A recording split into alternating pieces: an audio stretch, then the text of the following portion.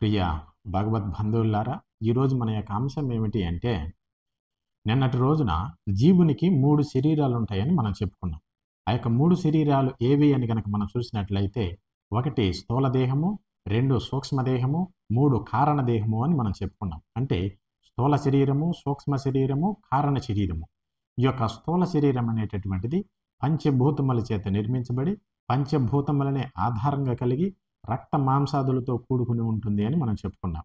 అదేవిధంగా సూక్ష్మ శరీరము అంటే ఈ యొక్క స్థూల దేహాన్ని కదిలింపజేస్తూ అంతర్భాగంగా సూక్ష్మంగా ఉండి ఇంద్రియాలను కలిగి ఉంటుంది ఈ యొక్క సూక్ష్మ దేహము అనేటటువంటిది.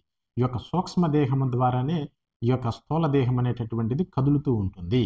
ఈ యొక్క సూక్ష్మ దేహం అనేటటువంటిది ఇంద్రియాలతో కూడుకొని, అంటే మనస్సు, బుద్ధి, చిత్తము, అహంకారము అనేటటువంటి ఈ యొక్క ఇంద్రియాలు ఏవైతే ఉన్నాయో, ఈ యొక్క ఇంద్రియాలన్నీ కూడా సూక్ష్మ శరీరానికి సంబంధించినటువంటి ఇంద్రియాలు. ఈ యొక్క ఇంద్రియాలతోనే జీవుడనేటటువంటి వాడు ఈ యొక్క సూక్ష్మదేహం ద్వారా ఆ యొక్క ప్రపంచంలో, అంటే కలల ప్రపంచంలో వ్యవహరించేటటువంటి ఈ యొక్క వ్యవస్థ అంతా కూడా ఈ యొక్క సూక్ష్మదేహంతోనే జీవుడు వ్యవహరిస్తూ ఉంటాడు. దీనినే మనం సూక్ష్మదేహము అంటాం. ఇకపోతే కారణదేహము అంటే జీవుడు గాఢమైనటువంటి నిద్రలో ఉన్నప్పుడు అక్కడ ఎటువంటి జ్ఞానము తనకి ఉండదు గనక, అక్కడ గాఢమైనటువంటి నిద్ర అవస్థలో ఎటువంటి జ్ఞానము అందకుండా ఉన్నటువంటి ఆ యొక్క స్థితి ఏదైతే ఉన్నదో, ఆ యొక్క స్థితినే మనము కారణ శరీరము అని చెప్పబడుతూ ఉన్నాం. ఈ విధంగా 3 రకాలైనటువంటి శరీరాలతో కూడుకొని జీవుడు వ్యవహరిస్తూ ఉంటాడు. ఈరోజు మనం ఏమి తెలుసుకోబోతూ ఉన్నాము అంటే, ఈ యొక్క 3 శరీరాలు కాక అదే విధముగా 3 అవస్థలను కూడా జీవుడు అనుభవిస్తూ ఉన్నాడు అనేటటువంటి అంశాన్ని మనం ఈరోజు తెలుసుకోబోతూ ఉన్నాం.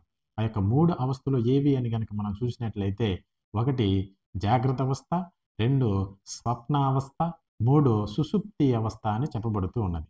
ఈ యొక్క జాగ్రత్త అవస్థ అనేటటువంటిది సంపూర్ణంగా స్థూల దేహంతో అనుభవించబడుతూ ఉంటాడు జీవుడు. అదేవిధంగా ఈ యొక్క స్వప్నావస్థ అనేటటువంటిది, అంటే కలల ప్రపంచంలో మనం ఎప్పుడైతే ఉంటామో, ఆ యొక్క కలల ప్రపంచంలో ఈ యొక్క జీవుడు అనేటటువంటి వాడు సూక్ష్మ శరీరంతో అనుభవిస్తూ ఉంటాడు.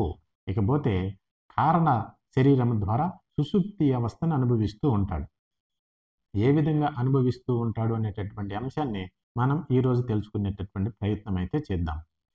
ఇవి సాధారణంగా ప్రతిరోజు కూడా మనం అనుభవించేటటువంటి అనుభవ స్థితులే. కానీ ఆ యొక్క విచక్షణ జ్ఞానం అనేటటువంటిది మనకు లేకపోవడం చేత వీటికి సంబంధించినటువంటి జ్ఞానం మన దగ్గర ఉండకపోవడమే అజ్ఞానము అని చెప్పబడుతూ ఉన్నది. కనుక ఆ యొక్క అవస్థలేమిటో ఈరోజు మనం తెలుసుకునేటటువంటి ప్రయత్నం అయితే చేద్దాం. జాగ్రత్త అవస్థ అంటే జీవుడు ఈ యొక్క స్థూల దేహముతో మెలకువగా ఉండి ఈ యొక్క ప్రపంచంతో సంబంధాన్ని కలిగి ఉండడాన్నే జాగ్రత్త అవస్థ అని చెప్పబడుతూ ఉన్నది. ఈ యొక్క జాగ్రత్త అవస్థలో జీవుడు అనేక రకాలైనటువంటి సంపదలను, అదేవిధంగా అనేక రకాలైనటువంటి బంధుత్వాన్ని, స్నేహాన్ని, అదేవిధంగా అనేక రకాలైనటువంటి ఈ యొక్క శరీరానికి సంబంధించినటువంటి సుఖ సంతోషాలను ఇచ్చే సామగ్రి ఏదైతే ఉంటుందో, ఇవన్నీ కూడా ఈ యొక్క స్థూల దేహంతోనే సంపాదించుకుంటూ ఉంటాడు. ఇల్లులు, వాకిళ్ళు, అదేవిధంగా భార్య, బిడ్డలు, అదేవిధంగా బంధుత్వము, స్నేహత్వము, అదేవిధంగా అనేక రకాలైనటువంటి కలయికలు, అనేక రకాలైనటువంటి సంపదలు, ఇవన్నీ కూడా ఈ యొక్క స్థూల దేహంతో జీవుడు కూడుకుని మెలుగుగా ఉండి ఈ యొక్క వ్యవహారాలన్నింటినీ కూడా వ్యవహరించడాన్నే మనం జాగ్రత్త అవస్థ అని చెప్పబడుతూ ఉన్నాం. ఇకపోతే సూక్ష్మ శరీరం ద్వారా అనుభవించేటటువంటి ఆ యొక్క స్థితి ఏదైతే ఉంటుందో, ఆ యొక్క స్థితిని మనం స్వప్నావస్థ అని చెప్పబడుతూ ఉన్నాం. ఈ యొక్క స్వప్నావస్థ అంటే ఉదయం లేచినది మొదలు మరలా నిద్రించే వరకు మనము ఈ యొక్క స్థూల దేహంతో వ్యవహరించుకొని రాత్రి సమయమున నిద్రించేటటువంటి ప్రయత్నం చేస్తాం. ఆ యొక్క నిద్రా సమయంలో మనము స్వప్న అవస్థలోకి పోతూ ఉన్నాము. అంటే కలల రూపంలోకి మనం జారుకుంటూ ఉన్నాం. ఆ యొక్క కలల రూపంలో సంపూర్ణంగా సూక్ష్మ శరీరంతోనే ఈ యొక్క జీవుడు అనేటటువంటి వాడు ఆ యొక్క కలల ప్రపంచంలో వ్యవహరిస్తూ అక్కడున్నటువంటి సంబంధాలు కలిగి అక్కడున్నటువంటి వ్యక్తులతో కానీ, అక్కడున్నటువంటి స్నేహితులతో కానీ, అక్కడున్నటువంటి బంధుత్వాలతో కానీ, అక్కడున్నటువంటి సంపదలతో కానీ, అక్కడున్నటువంటి అనేక రకాలైనటువంటి కార్యకలాపాలన్నింటినీ కూడా ఈ యొక్క సూక్ష్మ శరీరాన్ని ధరించి ఆ యొక్క కలల ప్రపంచంలో వాటి ద్వారా కూడా సుఖ దుఃఖాలను అనుభవిస్తూ ఉంటాడో జీవుడు. కనుక ఈ యొక్క స్థూల దేహంతో విరమించుకుని కలల ప్రపంచంలో ఈ యొక్క సూక్ష్మ దేహంతో వ్యవహరిస్తున్నటువంటి యొక్క వ్యవహారం అంతా ఏదైతే ఉన్నదో ఆ యొక్క వ్యవహారాన్ని, అదేవిధంగా ఆ యొక్క వ్యవహారాన్ని అనుభవిస్తున్నటువంటి యొక్క సూక్ష్మ శరీరం ఏదైతే ఉంటుందో ఈ యొక్క వ్యవస్థని మనము స్వప్నావస్థ అని చెప్పబడుతూ ఉన్నాం. ఇకపోతే ఆ యొక్క స్వప్నావస్థ నుంచి కూడా జీవుడు జారుకున్నప్పుడు గాఢమైనటువంటి నిద్రావస్థలోకి వెళ్ళిపోతాడు. ఆ యొక్క గాఢావస్థలో జీవునికి ఎటువంటి జ్ఞానము అనేటటువంటిది కూడా అక్కడ ప్రకాశించేటటువంటి అవకాశం లేదు. ఎందుకు అంటే అది అంధకారము, అదేవిధంగా అజ్ఞానముతో కూడుకున్నటువంటి ఆవరణతో ఆ యొక్క శరీరం అనేటటువంటిది ఉంటుంది. ఆ యొక్క కారణ శరీరం నందు జీవుడు సంపూర్ణంగా అజ్ఞానముతో కూడుకొని ఏమీ తెలియనటువంటి స్థితిలో పడి ఉంటాడు. ఈ యొక్క కారణ శరీరం ద్వారా అనుభవించేటటువంటి స్థితి ఏదైతే ఉన్నదో ఆ యొక్క స్థితిని మనము గాఢమైనటువంటి నిద్ర అవస్థ లేదు సుషుప్తి అవస్థ అని చెప్పబడుతూ ఉన్నాం. ఈ విధంగా 3 రకాలైనటువంటి శరీరాలతో 3 రకాలైనటువంటి అనుభవాలను జీవుడు నిరంతరము కూడా అనుభవిస్తూ ఉన్నాడు. అయితే ఇవంతా మనం ఎందుకు తెలుసుకోవాలి? అయితే ఇక్కడ మనం తెలుసుకోవాల్సినటువంటి అంశం ఏమిటి అని గనక మనం చూసినట్లయితే ఇక్కడే మనకి జ్ఞానం అనేటటువంటిది సంపూర్ణంగా వికసిస్తుంది.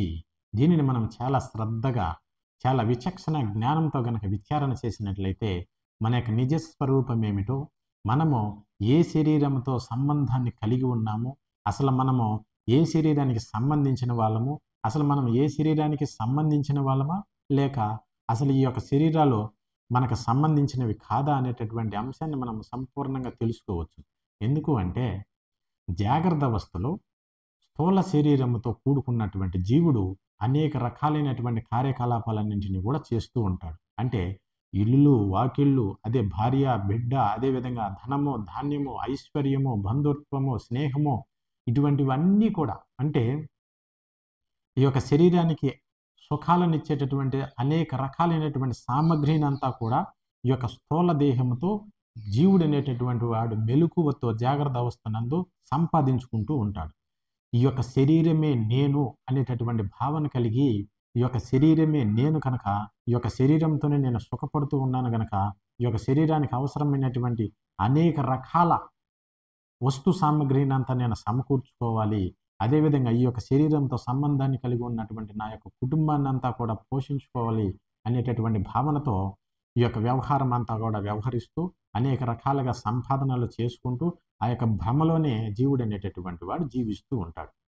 ఇకపోతే సూక్ష్మ శరీరమునందు సూక్ష్మ శరీరాన్ని ధరించి ఆ యొక్క కలల రూపంలో అంటే నిద్ర అవస్థలో మనకి ఏ కలల రూపం అయితే వస్తుందో ఆ యొక్క కలల రూపంలో జీవుడు సంపూర్ణంగా సూక్ష్మ శరీరంతో అనుభవిస్తూ ఉంటాడు. ఎప్పుడైతే జీవుడు సూక్ష్మ శరీరాన్ని ధరిస్తాడో ఆ యొక్క కలల ప్రపంచంలోకి ప్రవేశించినప్పుడు అక్కడున్నటువంటి బంధుత్వము, అక్కడున్నటువంటి సిరి సంపదలు, అక్కడున్నటువంటి ఆస్తి అంతస్తులు, అక్కడున్నటువంటి ఐశ్వర్యము, అక్కడున్నటువంటి భార్య బిడ్డలు, ఇటువంటి సంబంధాలన్నింటినీ కూడా ఆ యొక్క కలల ప్రపంచంలోనే కలిగి ఉంటాడు. అక్కడ ఏ అనుభవాన్ని అయితే అనుభవిస్తూ ఉన్నాడో ఆ యొక్క అనుభవం మాత్రమే జీవునికి ఉంటూ ఉన్నది తప్ప ఈ యొక్క స్థూల దేహంతో కానీ ఆ యొక్క స్థూల దేహం ద్వారా సంపాదించుకున్నటువంటి భార్య బిడ్డలు, సంపదలు, ఆస్తులు, అంతస్తులు, స్నేహము, బంధము, బంధువర్గము ఇవన్నీ కూడా సూక్ష్మదేహంతో ఉన్నంతసేపు కూడా ఇవన్నీ కూడా ఏవి కూడా జీవునికి అనేటటువంటిది గుర్తుకు రావడం లేదు. అంటే ఏ దేహంతో అయితే జీవుడు ఉంటూ ఉన్నాడో ఆ దేహ సంబంధమైనటువంటి జ్ఞానంతోనే జీవుడు వ్యవహరిస్తూ ఉన్నాడే తప్ప ఒక దేహానికి సంబంధించినటువంటి జ్ఞానాన్ని ఇంకొక దేహం నందు అనుభవించట్లేదు.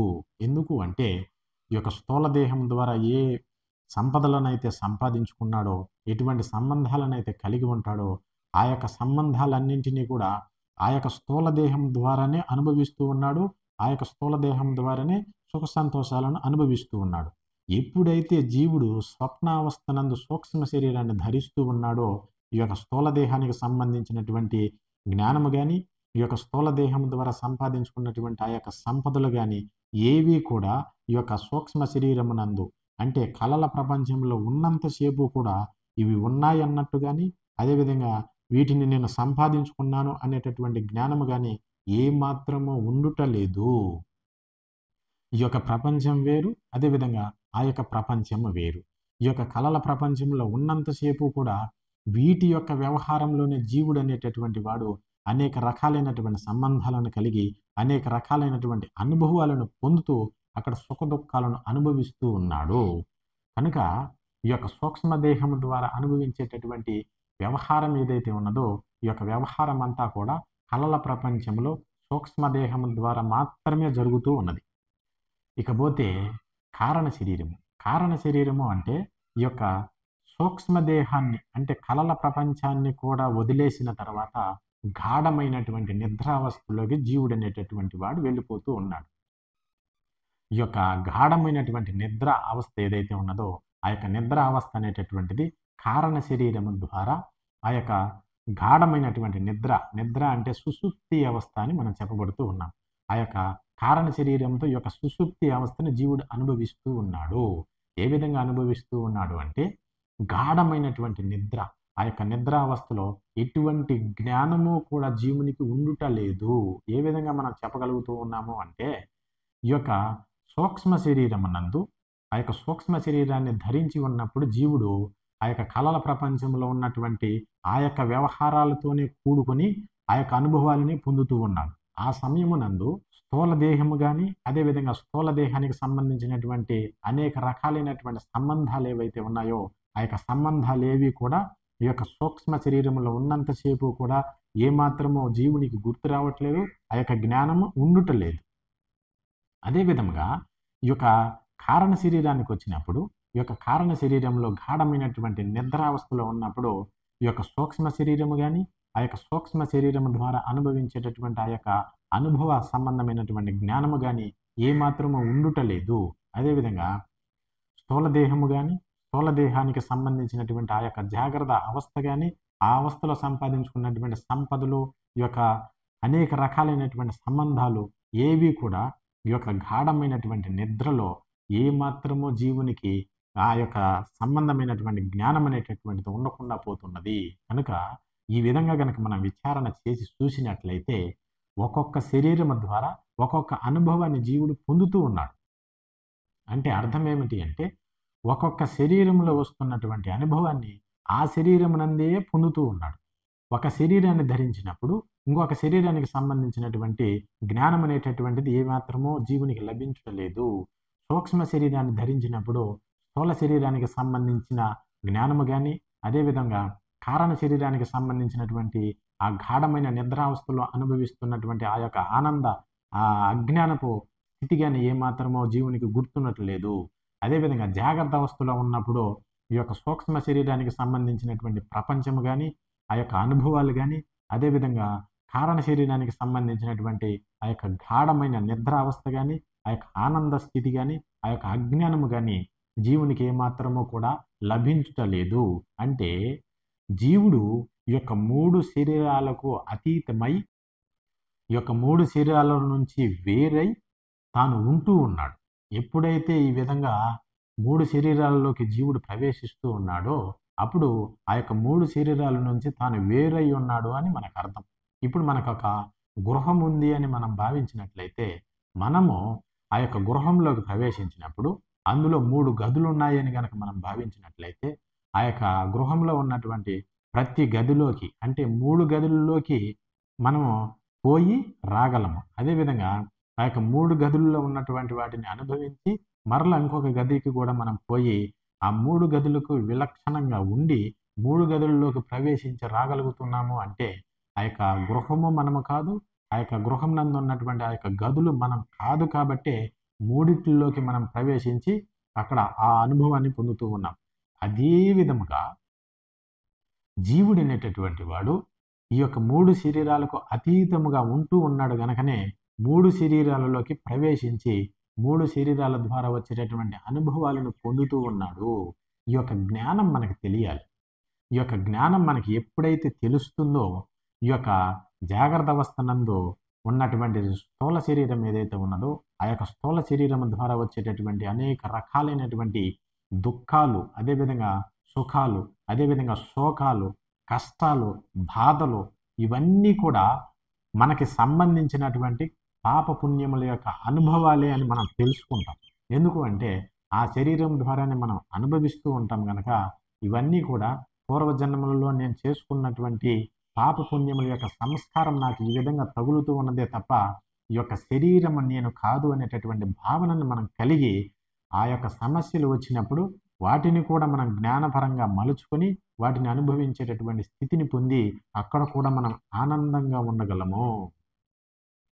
అదేవిధంగా సూక్ష్మ శరీరం నందు ప్రవేశించినప్పుడు ఈ యొక్క 2 శరీరాలకు సంబంధించినటువంటి జ్ఞానం మనకు ఉండట్లేదు. అదేవిధంగా కారణ శరీరానికి మనం జారుకున్నప్పుడు అక్కడ ఆ యొక్క సుషుప్తి అవస్థ నందు గాఢమైనటువంటి నిద్రలో మనం ఉంటూ ఉన్నాం గనక అక్కడ ఎటువంటి జ్ఞానము మనకు కలుగుటలేదు. భగవంతుడు అనేటటువంటి వాడు దయామయుడు, కరుణామయుడు. ఎందుకు అంటే సూక్ష్మ శరీరమునందు మనము జ్ఞానాన్ని కలిగి సుఖదుఖాలను అనుభవిస్తూ ఉన్నాం. అదేవిధంగా స్థూల శరీరం నందు కూడా జ్ఞానాన్ని కలిగి ఆ యొక్క శరీరం ద్వారా కూడా సుఖదుఖాలను అనుభవిస్తూ ఉన్నాం. ఈ యొక్క 2 శరీరాలలో కూడా మనకు సుఖదుఖాలు కలుగుతూనే ఉన్నాయి. ప్రశాంతత అనేటటువంటిది ఏమాత్రము ఉండకుండా ఉంటూ ఉన్నది. కానీ కారణ శరీరం నందు ఏ ఇబ్బందులు లేకుండా, ఏ శోకాలు లేకుండా, ఏ కష్టాలు లేకుండా, ఎటువంటి సుఖదుఖాలు లేకుండా ఆ యొక్క గాఢమైనటువంటి నిద్రలో హాయిగా అంటే ఆనందాన్ని అనుభవిస్తూ ఉన్నాం. ఆ యొక్క ఆనందాన్ని అనుభవిస్తున్నామే కానీ అక్కడ మనకి ఆ యొక్క ఆనందాన్ని అనుభవిస్తున్నాము అనేటటువంటి జ్ఞానం అనేటటువంటిది లేకుండా ఉన్నది. కనుక ఆ యొక్క గాఢమైనటువంటి నిద్రలో మనం ఏ ఆనందాన్ని అయితే అనుభవిస్తూ ఉన్నామో ఆ యొక్క ఆనందాన్ని మనం జ్ఞానముతో గనక అనుభవించినట్లయితే అదే మనకి మోక్ష స్థితి అని చెప్పబడుతూ ఉన్నది. కనుక భగవంతుడు అనేటటువంటి వాడు ఈ యొక్క 3 అవస్థలను ఈ యొక్క జీవునికి ఏర్పాటు చేసి తాను చేసుకున్నటువంటి పాప పుణ్యముల యొక్క సంస్కారాలను అనుభవింపజేస్తూ ఉన్నాడు. అదేవిధంగా మనం ఏదైనా భగవత్ సంబంధమైనటువంటి చిన్న కార్యం చేసినా కూడా, భగవత్ సంబంధమైనటువంటి ఒక నామాన్ని పలికినా కూడా, భగవత్ సంబంధమైనటువంటి ఒక చిన్నపాటి జ్ఞానాన్ని పొందినా కూడా దానికి సంబంధించినటువంటి ఫలితం అనేటటువంటిది వస్తూ ఉంటుంది. ఆ యొక్క భగవత్ సంబంధమైనటువంటి జ్ఞానాన్ని మనము అక్కడక్కడ పొంది ఉంటాము గనకనే ఆ యొక్క కర్మ అనుభవాన్ని అంటే ఆ యొక్క పుణ్య ఫల అనుభవాన్ని మనకి గాఢమైనటువంటి నిద్రలో భగవత్ సంబంధమైనటువంటి ఆనందాన్ని అక్కడ మనకు కలిగింపజేస్తూ ఉన్నాడు భగవంతుడు. కనుక మనం ఏ కర్మ చేసినా కూడా ఆ కర్మ సంబంధమైనటువంటి ఫలితాన్ని మనం ఏదో ఒక రోజు, ఏదో ఒక జన్మలో, ఏదో ఒక స్థితిలో మనం అనుభవించక తప్పదు. ఇది భగవంతుని యొక్క శాసనం. కనుక భగవంతుడు మనకి ఈ 3 రకాలైనటువంటి శరీరాలను ధరింపజేసి ఎక్కడ ఆనందాన్ని అంటే భగవత్ సంబంధమైనటువంటి కార్యాలలో సంపాదించుకున్నటువంటి ఆ యొక్క ఆనందాన్ని ఎక్కడ అనుభవించాలో, అదేవిధంగా ఈ దుష్ట ప్రవర్తనతో కలిగి ఉన్నటువంటి ఆ యొక్క ప్రవర్తన ద్వారా మనకి ఎక్కడ అటువంటి ఫలితాలను ఇచ్చి అనుభవింపజేయాలనో అటువంటి అనుభవాలకు సంబంధించినటువంటి శరీరాన్ని ధరింపజేసి అనుభవింపజేస్తూ, అదేవిధంగా ఈ యొక్క సుఖ దుఃఖాలకు అతీతముగా ఉండేటటువంటి స్థితిని సంపాదించుకోవడానికి కూడా ఈ యొక్క స్థూల దేహాన్ని మనకి ప్రసాదించి కర్మలను అనుభవించి నీకున్నటువంటి కర్మలను కూడా పటాపంచలు చేసుకుని నీ యొక్క నిజ స్థితిని తెలుసుకోమని మనకి ఈ యొక్క స్థూల దేహాన్ని కూడా ప్రసాదించి మనకి భగవంతుడు ఇటువంటి సౌకర్యాన్ని కల్పించి ఉన్నాడు. కనుక భగవత్ సంబంధమైనటువంటి జ్ఞానాన్ని మనం ఎప్పుడైతే తెలుసుకుంటామో మన యొక్క స్వస్వరూప జ్ఞానం మనకి ప్రకాశిస్తుంది. అంటే ఈ యొక్క స్థూల దేహం ఏదైతే ఉన్నదో ఈ యొక్క ప్రపంచంతో ప్రత్యక్షంగా సంబంధాన్ని కలిగి ఈ యొక్క దేహంతో మనం అనుభవిస్తున్నటువంటి ఈ యొక్క స్థూల దేహం ఏదైతే ఉన్నదో ఈ యొక్క స్థూల దేహంతోనే మనకి ఎక్కువ సంబంధాన్ని కలిగి ఉండి అదేవిధంగా దానితోనే మనకి ప్రేమ అభిమానాలు కలిగి ఉంటాయి. ఎందుకు అంటే సూక్ష్మ శరీరమునందు కానీ అదేవిధంగా కారణ శరీరమునందు కానీ ఏ అనుభవాలనైతే అనుభవిస్తూ ఉన్నామో అంటే మనం ఒక కళ కంటూ ఉన్నప్పుడు ఆ యొక్క కళలో నుంచి మనము మేలుకున్న తర్వాత మరలా అదే కళలోకి మనం ప్రవేశించలేము. ఎందుకు ప్రవేశించలేము అంటే అది మన అధీనంలో ఉండదు కనుక. అదేవిధంగా కారణ శరీరంలో మనం ఏ ఆనందాన్ని అయితే అనుభవిస్తూ ఉన్నామో అదే అనుభవంలోకి మరలా మనం మేలుకున్న తర్వాత పోలేకపోతూ ఉన్నాం. అంటే ఈ యొక్క 2 శరీరాలు కూడా మన అధీనంలో లేవు. అవి సంపూర్ణంగా భగవంతుని యొక్క అధీనంలో ఉండడం చేతనే ఆ యొక్క శరీరాల ద్వారా మన కర్మలను అనుభవింపజేస్తూ ఉన్నాడు. ఈ యొక్క స్థూల దేహం నందు ఆ విధంగా కాకుండా మనము ఎక్కడైతే ఒక పనిని వదిలేసి నిద్రలోకి జారుకుంటామో, అక్కడి నుంచే మరలా మనం మేలుకుంటూ ఉన్నాం. ఈ విధమైనటువంటి క్రమము ఈ యొక్క సూక్ష్మ శరీరమునందు గాని, అదేవిధంగా కారణ శరీరమునందు గాని మనకు లభించుట లేదు. ఎందుకు అంటే, అయి 2 కూడా మనకి అధీనంలో లేవు గనక, వాటిల్లోకి మనము ఎక్కడ వదిలేసినటువంటి వ్యవహారం ఉంటుందో, ఆ వ్యవహారంలోకి మరలా మనం ప్రవేశించలేకపోతూ ఉన్నాం. ఎలాగంటే, మనము ఏదైనా ఒక కలలో, ఒక నీటిలో మునుగుతున్నట్టుగా మనకు కల కన్నాము అనుకోండి. ఆ మునుగుతూ, మునుగుతూ మనకు మెలకువ వచ్చిన తర్వాత, మరలా అదే స్థితిలోకి మనము ఆ కలలోకి ప్రవేశించలేకపోతూ ఉన్నాం. ఈ విధంగా మనకి ఈ యొక్క సూక్ష్మ దేహము గాని, కారణ దేహము గాని మన అధీనంలో లేకుండా ఉన్నవి. కానీ ఈ యొక్క స్థూల దేహం ఏదైతే ఉన్నదో, ఆ యొక్క స్థూల దేహమునందు మనము ఏ వ్యవహారాన్నైతే వదిలేసిపోతామో నిద్రలోకి, మరలా మేలుకున్న తర్వాత మళ్ళీ అదే జ్ఞాపకంతోనే మనం లేస్తూ ఉన్నాం. కనుక ఈ యొక్క స్థూల దేహం సంపూర్ణంగా మన అధీనంలో ఉన్నది గనకనే దీని మీద మనకి ప్రేమ అనేటటువంటిది దృఢంగా ఉంటూ ఉన్నది. కనుకనే ఈ యొక్క దేహం మీద మనకి చెప్పలేనటువంటి అభిమానాన్ని కలిగి, ఈ యొక్క శరీరం ద్వారా అనేక సుఖాలను అనుభవించడానికి ప్రపంచం ద్వారా అనేక రకాలైనటువంటి వస్తు సామగ్రిని అంత సమకూర్చుకుంటూ ఉన్నాము.